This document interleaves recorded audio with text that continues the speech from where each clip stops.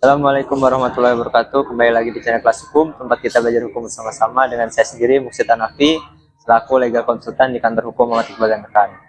Ya, pada kesempatan kali ini kita akan membahas tentang kesaksian palsu. Ikuti sampai habis ya, biar paham dan tidak ada kesalahpahaman.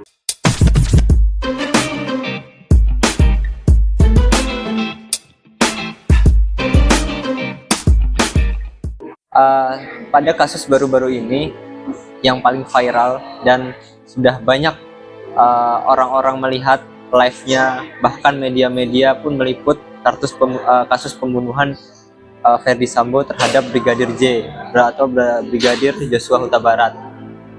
Yang menjadi problematika atau permasalahannya adalah ada kesaksian yang diberikan oleh salah satu atau beberapa ART atau asisten rumah tangga di dalam kasus Ferdy Sambo membunuh Brigadir J, yang dimana dalam berita acara kepolisian dan juga keterangan yang diberikan pada saat persidangan itu tidaklah sinkron atau tidak selaras dan ada perbedaan. Kemudian ada pertanyaan-pertanyaan yang dilemparkan oleh penasihat hukum dan berhasil dijawab begitu lancar. Namun alangkah uniknya ketika diberi pertanyaan oleh hakim dan juga jaksa penuntut umum justru memberikan jawaban yang terputar-putar gitu ya, bingung, memberikan jawaban yang berbelit-belit, tidak langsung to the point. Dari hal inilah bahwa terlihat bahwa adanya dugaan pemberian kesaksian palsu di dalam persidangan, yang dimana sudah terlihat antara BAP dan juga keterangan di dalam persidangan tidaklah sesuai. Nah, kemudian sebagai warga negara Indonesia yang baik, tentunya kita melihat dari fenomena ini tidaklah seharusnya terjadi, yang dimana Indonesia adalah negara hukum, pasal 1 ayat 3 Undang-Undang Dasar 1945, yang dimana segala aktivitas dan juga kebiasaan sehari-hari dari bangun hingga tidur lagi semuanya diatur oleh hukum. Namun yang menjadi persoalan adalah bagaimana di negara hukum menegakkan aturan hukum itu sendiri masih sangatlah sukar untuk ditegakkan, ataupun keadilan di Indonesia sendiri masih sangat sukar untuk didapatkan. Karena apa? Karena hal-hal seperti itu saja masih sering terjadi. Harusnya kita sebagai warga negara Indonesia yang baik, yang memahami akan hukum dan juga memperhatikan hal-hal seperti itu, haruslah peka dan juga bersikap sebagaimana negara ini diatur, bukan malah justru melanggar aturan hukum yang berlaku. Ya, dalam analisis secara hukumnya, apabila seseorang memberikan keterangan kesaksian yang palsu, maka bisa diancam melalui ancaman pidana di dalam pasal 242 KUHP. Kemudian dalam hal persidangan, hakim akan memperingatkan saksi tersebut dengan sungguh-sungguh dalam memberikan kesaksiannya, menegur sekali, 2 kali, dan kemudian apabila masih tetap ada dugaan-dugaan yang muncul atau prasangka-prasangka hakim yang muncul terhadap kesaksian palsu tersebut, maka hakim dapat memberikan sebagaimana ketentuan dalam pasal 174 ayat 1 KUHP, yang dimana apabila saksi tetap mengatakan suatu hal keterangan yang palsu, maka saksi tersebut dapat ditahan atas perintah hakim ketua sidang, sebagaimana ketentuan dalam pasal 174 ayat 2 KUHP yang menyatakan sebagai berikut. Apabila saksi tetap pada keterangannya itu, hakim ketua sidang karena jabatannya atau atas permintaan penuntut umum atau terdakwa dapat memberi perintah supaya saksi itu ditahan untuk selanjutnya dituntut perkara dengan dakwaan sumpah palsu. Kemudian pasal yang dapat dikenakan terhadap saksi yang memberikan keterangan palsu yaitu di dalam pasal 242 itu menyatakan sebagai berikut. Ada 4 poin, yang dimana barang siapa dalam keadaan di mana undang-undang menentukan supaya memberi keterangan di atas sumpah atau mengadakan akibat hukum kepada keterangan yang demikian dengan sengaja memberi keterangan palsu di atas sumpah, baik dengan lisan atau tulisan secara pribadi maupun oleh kuasanya yang khusus ditunjuk untuk itu, diancam dengan pidana penjara paling lama 7 tahun. Yang kedua, ayat 2, jika keterangan palsu di atas sumpah diberikan dalam perkara pidana dan merugikan terdakwa atau tersangka yang bersalah, diancam dengan pidana penjara paling lama 9 tahun.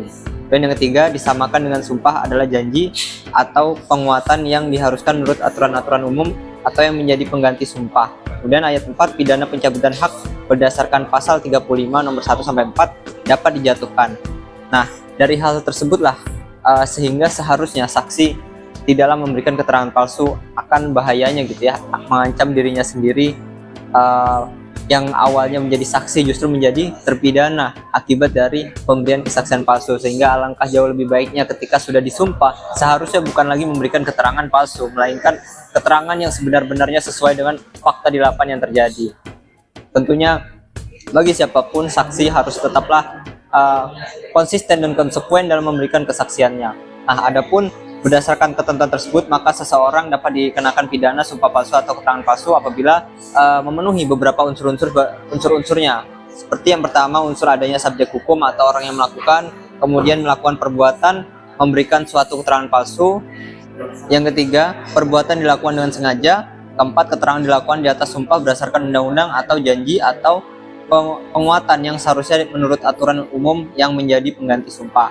Yang kelima, dilakukan secara lisan maupun tulisan, baik secara pribadi maupun oleh kuasanya yang khusus ditunjuk untuk hal tersebut. Nah, itu unsur-unsur di dalam pengenaan pemberian kesaksian yang palsu. Nah, kemudian tidak hanya sampai situ saja, tentulah seorang saksi seharusnya memberikan sebuah kebenaran agar persidangan ataupun permasalahan hukum yang terjadi segera terungkap sebagaimana mestinya, karena keadilan haruslah tetap ditegakkan walaupun dapat dikatakan langit akan runtuh, haruslah keadilan tetap ditegakkan. Kemudian dari hal tersebutlah menarik beberapa kesimpulan di akhir mengenai dalam pemberikan kesaksian harusnya sesuai lah dengan divisinya pada pasal 1 angka 26 di dalam KUHP menerangkan bahwa saksi adalah orang yang mendengar, melihat dan juga mengalami langsung kejadian tersebut, sehingga seharusnya tidaklah melencengkan ataupun mengikuti skenario yang dibikin-bikin gitu dalam memberikan kesaksian. Haruslah juga sesuai apa yang telah disumpahkan, karena nantinya sumpah tersebut bisa menjadi bumerang ke dirinya sendiri, entah di dunia ataupun di akhirat nantinya dipertanggungjawabkan kesaksiannya tersebut. Apabila memberikan kesaksian palsu, maka bisa jadi gitu saat menjalani kehidupan bisa juga tidak tenang ataupun lain sebagainya. Maka dari itu sebaik-baiknya menyembunyikan kebenaran nantinya akan terungkap juga, sehingga alangkah lebih baiknya memang jujur mengatakan kebenaran dan yang sebenarnya agar keadilan di Indonesia ini tegak. Indonesia tidak pernah kehabisan orang pintar, namun sangat sedikit orang-orang cerdas dan juga amanah dalam setiap memberikan ataupun menyampaikan perkataan dan banyak hal pembuktian lainnya. Ya, mungkin sekian video singkat pada kesempatan hari ini. Jangan lupa teman-teman saksikan video konten-konten kelas hukum lainnya, dan juga nantikan video-video kelas hukum lainnya. Jangan lupa like, comment, subscribe dan juga share ke teman-teman kalian. Sekian, wassalamualaikum warahmatullahi wabarakatuh.